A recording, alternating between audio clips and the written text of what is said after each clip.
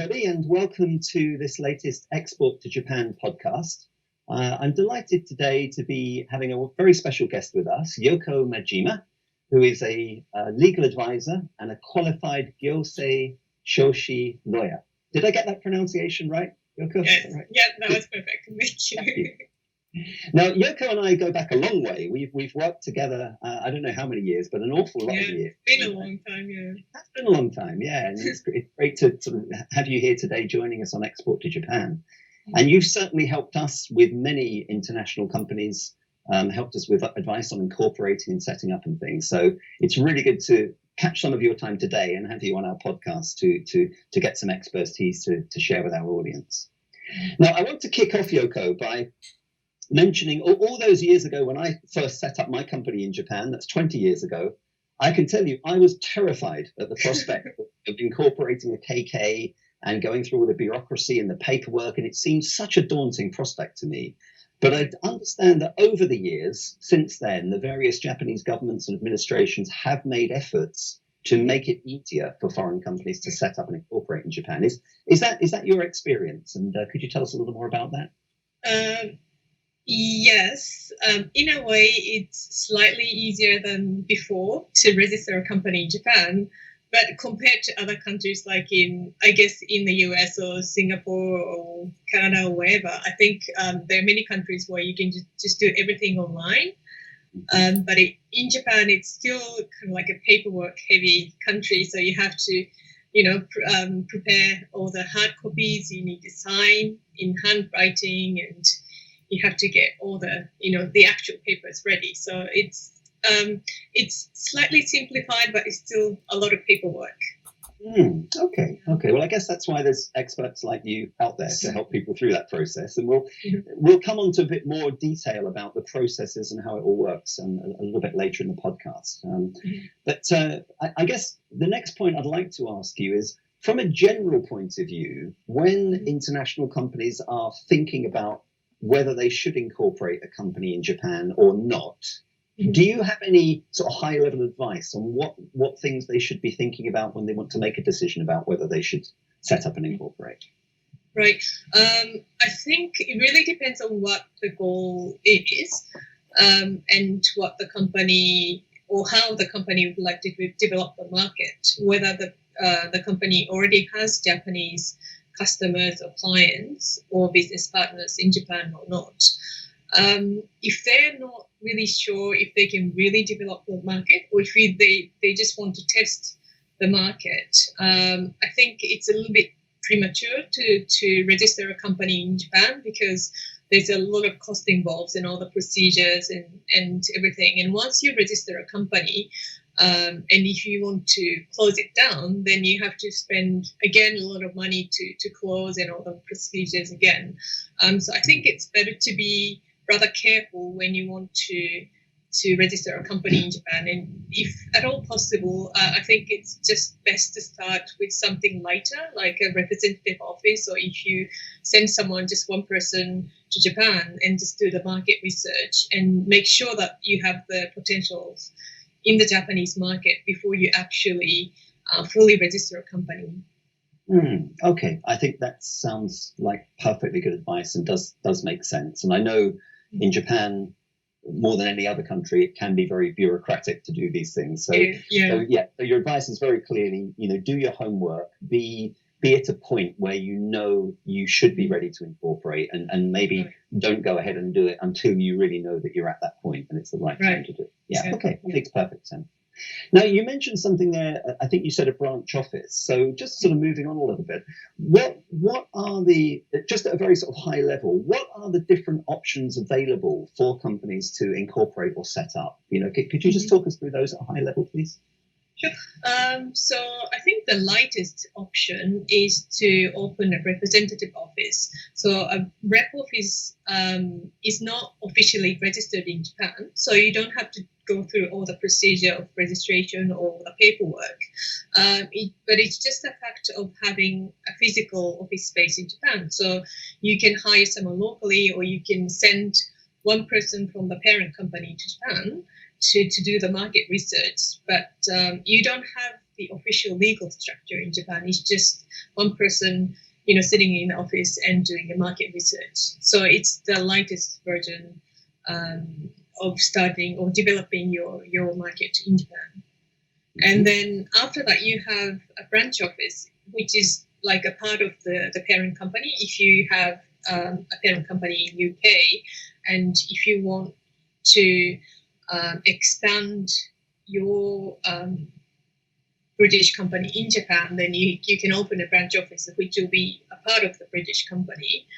But you can still invoice the Japanese clients locally with a branch office. But what is different from the subsidiary is that it's not, if you register a fully separate company in Japan, it's a separate company that's registered under the Japanese law. But the branch office is not a Japanese company. It's just a part of the parent company that you already have outside Japan. I see.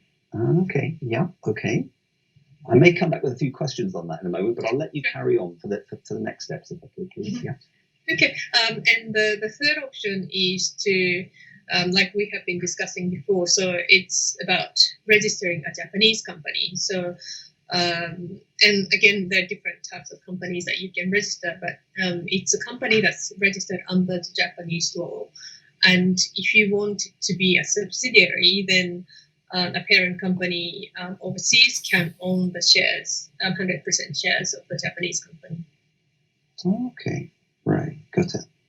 Very good. Okay, and then when we talk about registering a Japanese company, are there different levels of the way you can register a company in Japan?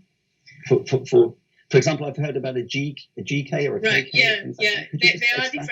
Yeah. There are different types of companies that you can register. So the most common ones are KK and GK. KK is abbreviation Kabushiki Gaisha, and GK is Goro Gaisha. So they're different. There are some differences between the two. KK is the type of company that has existed for a long time. So it's recognized by many people, and I would say it's more reputable. People can recognize lots of big Japanese companies use the structure KK. So it's considered kind of like trustworthy if you register a KK. And before there was capital requirement as well. It's abolished now, so it doesn't apply anymore. But before, you had to put at least 10 million yen capital into KK. So it was more like a sign of credibility that the company has a certain amount of capital. But it's no longer the case. So you don't have to put 10 million capital. But still, this kind of image still remains. So people tend to think that KK is more credible than the other types of companies. Okay. And the other company, GK, is fairly new type of company. It functions more like a partnership rather than KK is a company by share, so you can have different investors, you can have different shareholders, and you don't have to be a shareholder to become the manager of the company. So you can separate the ownership and the management, whereas with GK, it's more like a membership. So if you want to become the management, if you want to hold the management role of the company, you have to be the equity holder as well. So you cannot separate the ownership and management. And also there's a difference in profit sharing. KK is the company by share. So if you own a certain percentage of shares, you get the profit dividends according to in proportion to the number of shares you have. Whereas with GK, it's more flexible. So even if, for example, even if you invest in 20% of the capital of a company, you can still agree to receive 50% of the profit of the company, for example, because it's a membership company. So it's more flexible than KK in terms of profit sharing. And also in terms of cost, KK costs more it's more expensive to register a KK than GK. Okay, so let's just go back over it a little bit. So you explained clearly that the first step could be a rep office. And just so that our audience can really understand what they may or may not be able to do as a rep office. So someone that had a rep office, are they allowed to invoice customers in Japan locally in yen? No. They're not. Okay. No. That's where you have to move to the branch office. A branch office is able to do that. Okay. Yes. So does that mean by default, if you go for a branch office, are you able to have a Japanese bank account to receive those funds into? Yes. You are. Okay. That's right. Yes. Got it. So a rep office wouldn't be able to open a Japanese bank account and invoice customers, but a branch office can. Okay. Yes. Got it. I've got it. And then with a branch office, then, if you have a Japanese bank account and you're invoicing locally and receiving funds locally, do you also then have to produce annual accounts and pay Japanese tax? Yes, that's right. Okay. Yes. Got it. So you'd pay corporate tax to the Japanese government in line with your profit, the corporate tax laws. Okay. Yeah. Can you also, as a branch office, can you also run a payroll locally and employ people locally? Yes. Yeah. Okay. Yeah. And again, that would be a difference with a rep office. With a rep office, you are not able to do any of this stuff. In case of a rep office, you can hire people. You can still hire people, but directly from the parent company. So the people will be paid directly from the parent company overseas. Got it. I see. So you can't run a payroll locally. No. But you could employ a local Japanese team member, but they would be employed by and on the payroll of the head office in the UK or whatever country that is. Okay. Yeah. Got it. Okay. That's very clear. I mean, does it on that point about recruitment and hiring people, because that's a strong area that a lot of our members are often interested in, the different ways of doing that. In your opinion, when a foreign company is looking to hire some talent locally for whatever job function or whatever role they have, do you think it makes a difference to the candidate that is looking at the company what kind of setup they have, whether they have a rep office or a branch office or whether they've incorporated? What's your experience on that? I think generally speaking, Japanese employees prefer to work for a local company. So it's better if the company is incorporated in Japan, because you have a better coverage for the social security, and you feel more secure because the legal entity is there. Whereas if you're hired directly from the parent company through the rep office, it's more like there's no guarantee in Japan. There's no legal entity, and you don't really know what's going to happen in the parent company because it's a foreign company. So, but again, it depends on the experience of the person. Experience that the person has as well. If the person has international experience, if the company may not be present in Japan yet, but if it's a big company overseas, then it might give a positive impression of the company to the candidates. So again, it really depends, but generally speaking, yes, it's better to have a company in Japan so that people feel more secure. Yes. Great. Yeah, that makes perfect sense. So thank you. And I would certainly say from my experience as well, I've found exactly that. When we've with the various companies we've incorporated, we've found our ability to hire quality talent steps up when we have incorporated locally. So you've just really confirmed what I experienced there. So, okay, the next thing I want to ask you about is this terminology of representative director or resident director. Could you explain a little bit more about? Of course, one could imagine you need that for a KK or a GK. Do you need that for a branch office? And exactly what does that role mean? Could you explain a bit more about that, please? Right. So the representative director, actually the law changed a few years ago, and before you had to have a local resident representative director to be able to register a company in Japan.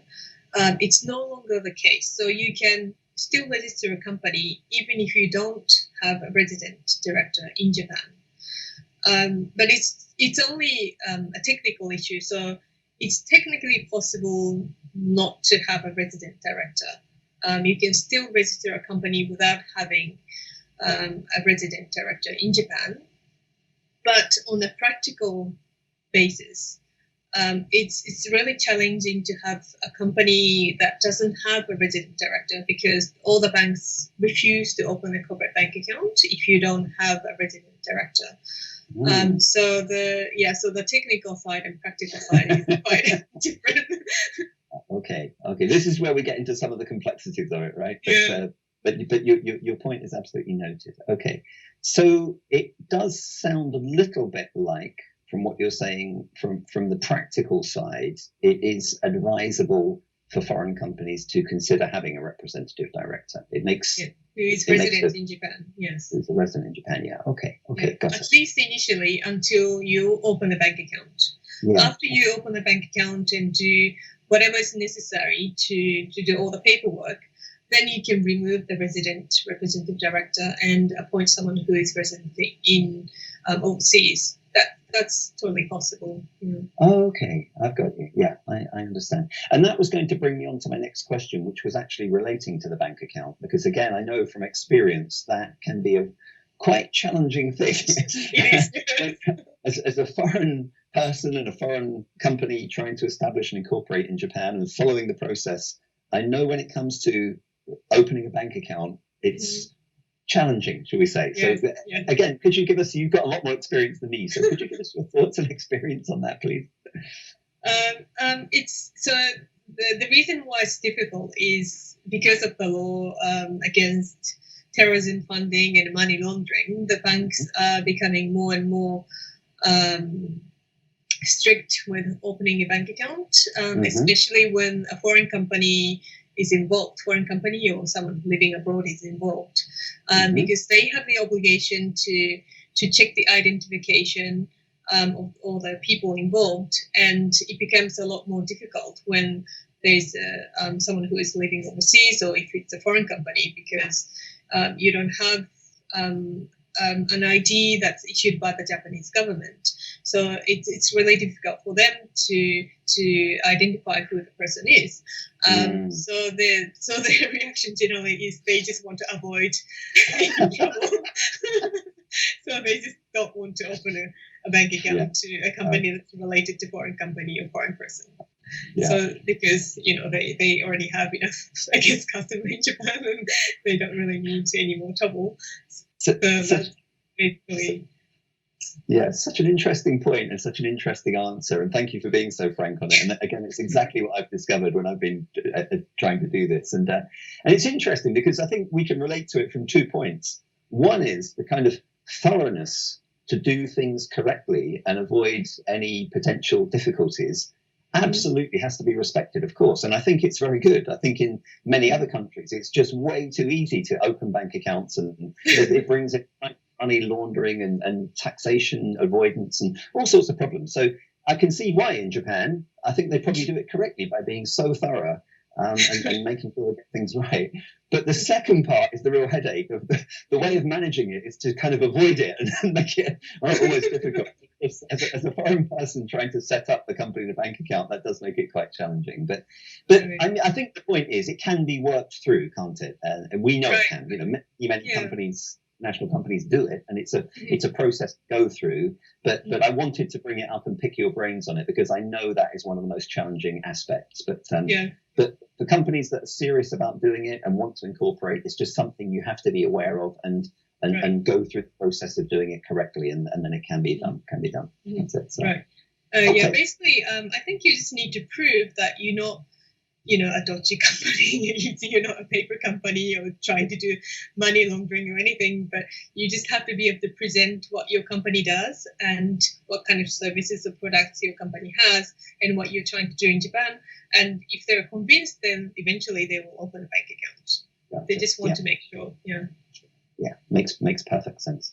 I mean, does the linking it back to the sort of representative director role, does the individual that you may choose to take that role, whether it's someone that's going to stay with you long term or whether it's someone that's just there to provide a function to help you get incorporated and get the bank account open, does the what's the right word? Does the status of that individual have any difference or any impact on this process of of how the bank may view it when you try and open a bank account or anything? Not necessarily, no. I don't think so. Unless the person has a very strong connection with the banks. If, the banks know the person really well, or if the person has already a personal bank account at that bank, then they may review that. But otherwise, no, I don't think so. Okay, thank you.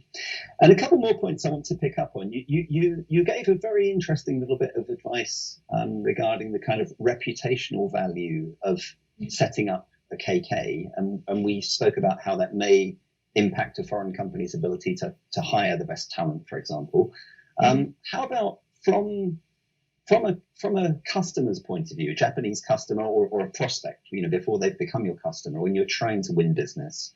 What about the registration of a KK and the amount of capital that you may put into it? You made a good point that these days the capital is minimal or zero, but I'm guessing that if a foreign company did set up a KK but put zero or minimum capital in, I'm wondering how that may or may not sort of have an impact on the reputational value in the Japanese prospects and customers' eyes. Could you give any thoughts on that, please? It does make a difference, because in the certificate registration of the company that you register in Japan, the capital amount is written, so anyone can access that information. And so you see, anyone can see how much capital you have put in. And it does kind of give impression, what the company is capable of paying. Of course, the money can be gone very quickly, but and especially also to open a bank account. I think usually I recommend that our clients to put at least 1 million yen capital into the company. Otherwise, banks refuse to open a bank account because they see it as a paper company used for money laundering and everything. And also for your customers as well, to make you look more serious, I think you should put a decent amount of capital, because it does show how serious you are. And if you put too little capital into the company, it doesn't give very good impression. But at the same time, it also depends on what kind of products or services you have, because if your customers or clients really want that products or services, the capital amount is not really an issue. So it really depends what kind of customers you have as well. Okay. Yeah, that's a very clear answer, and that makes perfect sense. Thank you. Okay. Now, I want to move on now to talking a little bit about if a foreign company did decide that incorporating is the right thing for them, and let's take on board the point you've made very wisely earlier about companies need to take time to make sure it's the right stage and the right time. But let's assume somebody's got to that point. They may have got their first customers lined up and be very confident and sure about the Japanese market for on a long-term basis. So they come along and they say to you, okay, I'd like to set up and incorporate, and they may choose to do a KK. Then they'll have the discussion about whether a GK or a KK is right and get the advice on that. They may decide to set up a KK. The burning question always comes then, how quickly can it be done? What's your advice on when I asked that one? Generally speaking, including the time to prepare all the documents and everything, I would say about 4 weeks, about 1 month to register a company.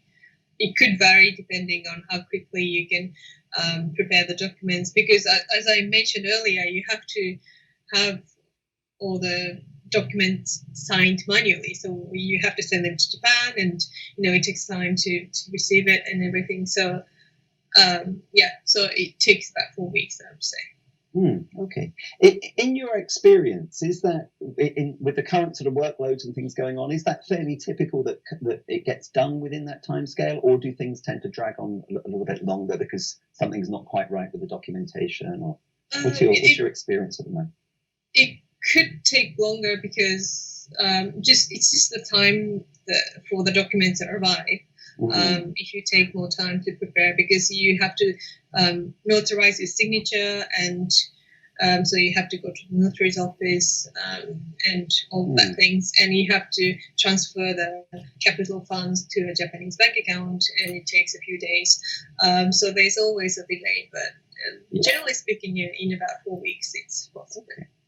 I mean, I'm going to add a little comment in here, mainly for our audience that will be listening into this podcast, because I've been through the process many times with you, Yoko, of when you've helped us with a lot of our clients and companies setting up and incorporating. And the one thing I always find that quite amuses me is often the foreign companies we're working with that want to incorporate, when they make that decision, they want to go really quickly. You know, they just want it done as quickly as possible, and they want to minimize this time span. And you give that great advice, as always, just as you've done, about how quickly it can be done and what needs to be done. But then I always find when the delays come in, when it moves out from 4 weeks to 5 weeks, 6 weeks more, it's usually because of the international company not getting the paperwork to you quick enough. Right? So I know you're very good at what you do, and you follow the process, and as soon as you get the information, you do the necessary pieces of work. And I always find it amusing that they put you and I under pressure to get the company incorporated as quickly as possible, but the delays are actually on their side providing the paperwork you need. Right? Yeah, so that's exactly right. Yeah. So that's just a little mention to anyone listening in thinking, okay, I want to incorporate and I want it done quickly. Then you need to obviously do your bit as well to support the program. That's true. Okay. Okay. All right. I think we're getting through most of the points I wanted to discuss. I think just one final one I'd like to move on to is just talking a little bit more about visas for foreign people to come into Japan. And I understand there are some different types of visas. And I know this is another area you sort of specialize in. So could you just give us a little bit of an overview on that topic and what visas and how that works, please? Okay, so there are different types of visa that you can apply for. It's pretty much tied to the position that you have within the company. So if you are coming to Japan as a representative director or the management role for the company, there's a visa called business manager visa that you can apply for. Or if you are going to be transferred from the parent company to the Japanese subsidiary, there's another type of visa called intra-company transferee visa. And also, if you're going to be hired locally, or if it's not an international transfer, then there's another type of visa, a regular work visa as an employee called engineer specialist in humanities visa. So depending on the work you have, or the past experience or your role, there are different types of visa that you can apply for. Okay, great. All right, that's a great summary. Thank you. Yeah, I just wanted to touch on that and give that information out there. Okay, brilliant. Well, I think that's really covered all the bases. I mean, that's all the questions that I had, and I think you've given us a great overview. So I'd like to just sort of wrap up by thanking you for your time. It's been a pleasure to catch up with you, and really, really helpful information you've given our audience. I would just urge anyone that is now listening to this podcast and wants to take that next step and get some further advice, or potentially go down the route of looking at how to incorporate. Obviously, Yoko is there. We are here at Export to Japan, so either reach out to us and we can introduce Yoko, or find Yoko directly and reach out to her, and she'll be more than happy to help you. And I wish you all well on your journey to keep doing your business in Japan. And I'd like to just wrap up by thanking our wonderful guest today. It's been a real privilege and honor to catch up with you again, Yoko, and thank you for sharing your wisdom and expertise with us. Thank you so much. Thank you for having me. Thank you.